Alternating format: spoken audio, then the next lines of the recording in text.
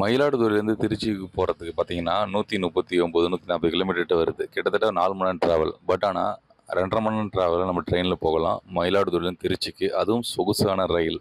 ஆமாம், மைசூர் எக்ஸ்பிரஸ் இருக்குல்ல, அந்த ரயில் தான்.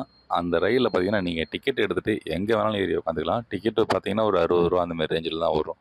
காலையில் 8:05க்கு இந்த ட்ரெயின் புறப்படுது. அதாவது திங்கள்லேருந்து வெள்ளி வரைக்கும், சனி ஞாயிறு கிடையாது. 8:05க்கு தினமும் இந்த ரயில் புறப்படும். 10:25க்கு திருச்சி போயிடும். ஓகேவா? ஸோ இதே ரயில் பார்த்தீங்கன்னா திரும்ப 1:10க்கு திருச்சியில் இருந்து 3:40க்கு மயிலாடுதுறைக்கு வரும். அதே ரயில் திரும்ப ரிட்டர்ன்.